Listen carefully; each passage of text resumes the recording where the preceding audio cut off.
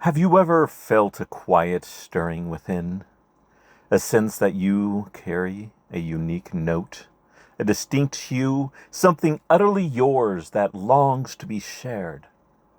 Perhaps you've seen it in a child unabashedly presenting their crayon drawing as if it were a masterpiece. Their small hand outstretched not for applause, but simply to offer the creation of their heart. In the grand design of existence, each of us, indeed a thread of distinct color woven into a magnificent eternal tapestry. We are, as some traditions teach, children of a divine creator, endowed with individual gifts meant not just for ourselves, but to bless the whole. The great teacher, Jesus Christ, once said, "Ye are the light of the world. A city set on a hill cannot be hid." Matthew 5. He wasn't just speaking of a select few, he was speaking to the potential within every soul to illuminate, to contribute, to offer its unique radiance. Tonight, we embark on a journey to understand one particular stream of this illuminating energy, a concept from a fascinating framework called human design. Think of human design not as a rigid set of rules, but a sophisticated language, a tool, fallible, yes, as all human tools are, but remarkably useful for understanding the human experience, our energies, and our interactions. And within this language, we find what is called simply Gate 8, or others call it the gate of creative contribution, or the gate of energy of holding together in authentic light. So, what is Gate 8? Imagine it as the very voice of your unique offering, located in what is called the throat center, the hub of communication and manifestation in human design. Gate 8 is connected to Gate 1 in the identity center, the center of self-love and direction. Gate 1 is the wellspring of individual creativity, the whisper that says, "This is me, this is my path." Gate 8 takes that inner fire and says, "I can make a contribution, or not." That or not isn't defiance. It's the awareness of choice, of timing, of the delicate dance between our inner knowing and our outer expression. Together, Gate 1 and Gate 8 form the channel of inspiration, the archetype of the creative role model. The ancient Chinese I Ching, a wellspring of wisdom human design draws upon, calls the hexagram associated with Gate 8 Pi, meaning holding together or union. In human design, this beautifully translates to contribution, the force that unifies a group together not through demand but through a compelling, authentic example. Its keywords are authenticity, individuality, example, leadership through being, empowerment, style, innovation, inspiration. Well, it's the energy that drives us to be an example, to make a difference simply by being our truest selves. It's the courage to step forward with a new idea, a distinctive style, or a unique solution, and in so doing, empower others to find their own voice. Spiritually, it echoes the Creator's call to, quote, "arise and shine forth," by offering our unique gifts to the world. At its heart, Gate 8 is about self-assured authenticity. It's the courage to be different, perhaps even ahead of your time, illuminating a new path. It's not about ego, it's about offering something of value from your uniqueness to the world. It answers the profound question, how can my how can my individuality serve the higher good? As a throat-centered gate, Gate 8 shines best when its contribution is recognized or invited. Like a beautiful piece of art, its impact deepens when truly seen. This mirrors the wisdom that, by their fruits you shall know them. First, the authentic showing forth, then the recognition and amplifies its power. The energy is also part of the individual circuit. A circuit in human design all about personal transformation and empowerment. It carries a mutative quality, bringing newness. Gate 8's role here is to be the innovator's voice, the trendsetter's influence. It takes a personal, often unique impulse from Gate 1, creativity, and showcases it. It doesn't tell people what to do. It inspires them by saying, look, I will do this my way, and you can too. Think of a pioneer, spiritually or creatively. Someone like, Abinadi in the Book of Mormon, or a reformer like Martin Luther, who by staying true to their inner conviction, eventually mutated the spiritual landscape, empowering countless others. Now, what if you feel this unique urge to contribute this Gate 8 energy, but aren't sure what your core inspiration is? Well, that Gate 1 energy. Human design calls this, a hanging gate. Someone with Gate 8 but not Gate 1 might feel like an agent looking for an artist. They have this powerful desire to promote, to make a difference, but may feel a pressure to be creative themselves. Their gift often blossoms in recognizing and championing the creativity in others. They become facilitators, the talent scouts, the Aarons to Moses, giving voice to another's vision. Conversely, someone with Gate 1, that deep well of creativity, but without Gate 8 defined, might be a solitary genius, creating for the joy of it, but perhaps struggling to share their gifts to the world. When these two energies meet in one person or between two people, magic often happens. The channel of inspiration becomes complete. The artist finds their agent. The solitary song finds its audience. Christ, the ultimate creator, perfectly modeled this when he said, "Follow me," inviting us to walk his path of light. This is the 1 to 8 channel, leading not by force but by living example. Like any energy, Gate 8's expression isn't fixed. It exists on a spectrum. We can think of it in terms of 3 sliders. Intensity, which is the slider that indicates how strongly the urge is felt. Frequency, which is the slider that determines how often it's expressed. And quality, the slider that determines, or that is determined by, the nature of its impact. At the low end of quality, we may find the shadow Gate 8. Well, what is the shadow of 8? It is mediocrity. This isn't about lack of talent. It's a fear of being truly different. It's dimming your light to fit in, settling for the ordinary. As Marianne Williamson so powerfully wrote, our deepest fear is not that we are inadequate. Our deepest fear is that we are powerful beyond measure.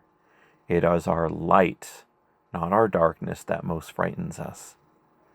Your playing small does not serve the world. Mediocrity is playing small. It's the unwise servant burying his talent. It's being lukewarm. The breakthrough comes when we recognize the cost of this conformity and dare to embrace the risk of authenticity. This leads us to the gift of Gate 8. The gift we will call style. And no, I don't just mean your fashion senses, though that can be part of it. Style here means the unique signature of your soul in everything you do. It's being uninhibited by conviction, not for rebellion's sake, but because you are joyfully, genuinely you. Your contributions carry a distinct flavor that can't be replicated. Think of David facing Goliath. He couldn't wear Saul's armor. It wasn't his style. He used a simple sling, his unique approach, rooted in faith. This is the creative role model in action, inspiring others simply by being.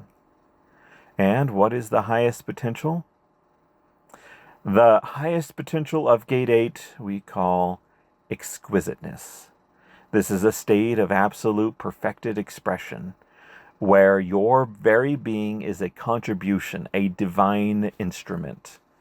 Richard Rudd, in his work on what's called the Gene Keys, describes it as an ultimate state of divine revelation, where you fall in love with your own unique expression, seeing yourself in all creation with the eyes of God. At this level, uniqueness leads to profound unity. It's the light that never dims, a continuous outpouring of creative love, perfectly embodied by Jesus Christ, whose every act and word was an exquisite offering.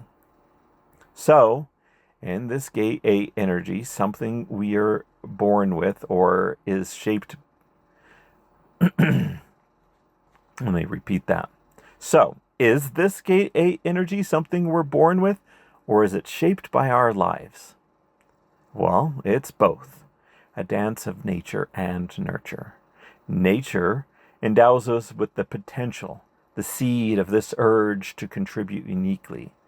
Nurture, our upbringing, our culture, our choices, well, that determines the soil in which the seed grows. A supportive environment celebrates individuality, allowing the gift of style to flourish. A restrictive one can push it into the shadow of mediocrity. But that divine seed, our true nature, as a unique contributor, persists. And through conscious choice, healing, and seeking nurturing environments, ultimately through the grace of a loving heavenly parentage, and the atonement of Christ, which heals all wounds, our true nature can overcome detrimental nurture. Imagine your inner self as a council of advisors. Gate 8 sits on the council as the minister of contribution and authenticity. When you face decisions, this voice pipes up. Does this choice allow us to express our true self and serve others? Will this allow our light to shine? Learning to heed this wise inner counsel, aligning it with the guidance of the Spirit, steers us towards a life of deeper fulfillment.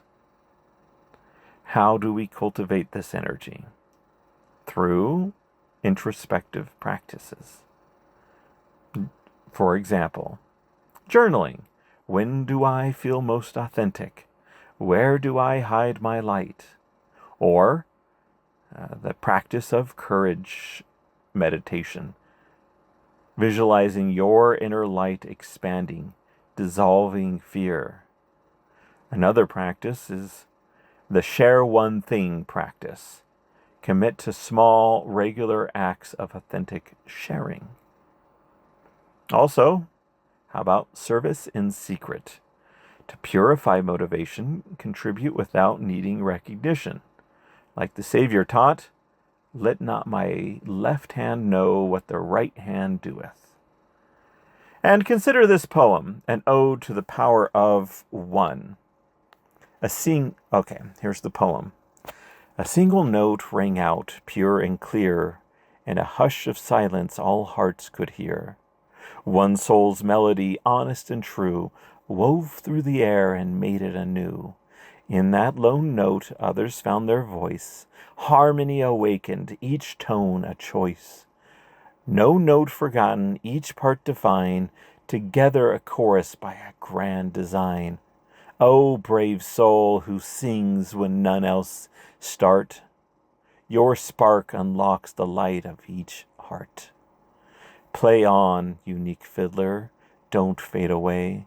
The music of all begins when you play.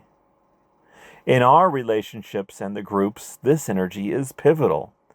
A healthy Gate 8 individual is the natural leader by example, the one who uplifts and empowers others, fostering a culture where everyone feels safe to contribute their unique gifts. They model what it means to be authentic, and like a ripple, the authenticity spreads. History is rich with examples of this Gate 8 energy. We've talked about them already, but Jesus Christ, of course, is the supreme exemplar. His entire life was a contribution, an authentic expression of divine love that transformed humanity. Another one is Joseph Smith, the LDS prophet of the Restoration. He stood boldly in his unique experiences, testifying that he had seen a vision and knew it, and he knew that God knew it, and he could not deny it. His courage birthed a worldwide movement. Mahatma Gandhi led a nation to independence, not with armies, but by the moral force of his personal example, living his message of truth and nonviolence. And in our own time, think of those individuals, perhaps even influencers, online, who use their patterns not for mere clout, but to genuinely share light, to model vulnerability and faith, inspiring others to seek healing and truth. These stories teach us that courage and authenticity can change the world, even if it requires sacrifice and resilience. As one of the presidents of the LDS Church, Russell M. Nelson, had told the youth, the Lord needs you to be you. He needs you to speak up and stand out. You were sent to the earth at this precise time to gather Israel. This is the clarion call to our Gate 8. So, my dear friends, brothers and sisters, we each carry this light, this Gate 8 potential. The scriptures implore us, let your light so shine before men that they may see your good works and glorify your Father which is in heaven. Gate 8 represents this. Also, in the Doctrine and Covenants, we're reminded that to every man is given a gift by the Spirit of God, and that all may be profited thereby. D&C 46. So, your unique offering is not just for you. It is divinely intended to profit all. This isn't about being the loudest or the most flamboyant. It's about the quiet courage to be authentically you in service of something greater. It's the primary child singing, "This little light of mine, I'm gonna let it shine." It's the young adult who, like Alisa in the story, starts a small branch choir that revives a congregation. It's you choosing to share your testimony, your talent, your kindness, even when it feels a little bit vulnerable. The world is hungry for authenticity. It yearns for genuine connection, for example, of integrity and hope. Don't believe the lie that your contribution is too small, your voice too insignificant. As Mother Teresa said, not all of us can do great things, but we can do small things with great love. That great love, that authentic intention, is the essence of Gate 8 and its highest expression. So I invite you, I urge you, with the conviction of my heart, arise and shine forth. Discover that unique note within you. Nurture it. Practice sounding it at first in small, safe ways. Then, with growing confidence, offer your authentic self to your families, your communities, your church, in your world. I so invite you, I urge you with all the conviction of my heart, arise and shine forth. Discover that unique note within you, nurture it, practice sounding it first with small, safe ways, then with growing confidence. Offer your unique, authentic self to your families, your community, your church, and your world. Did I just repeat that? Sorry. It needed to be repeated. That was great. When you feel the nudge to speak up, to create, to serve, to simplify, to simply be a living testament to the goodness you believe in, recognize it. It may be the whisper of Gate 8, your soul's yearning to contribute. It may be very well be the Holy Spirit inviting you to partner in the divine work of lifting humanity. The symphony of creation is incomplete without your note. Let us not leave the world or our small corner of it deprived of the beauty only you can bring. Trust that as you step into your authentic light, you will not only illuminate your own path, but as Marianne Williamson beautifully said, you will unconsciously give other people permission to do the same. In so doing, we honor the divine spark. We participate in the grand unfolding of patterns of God's work and glory. And we find joy that is profound and enduring. The world awaits your unique contribution. Let your light shine. Well, thank you, and good night.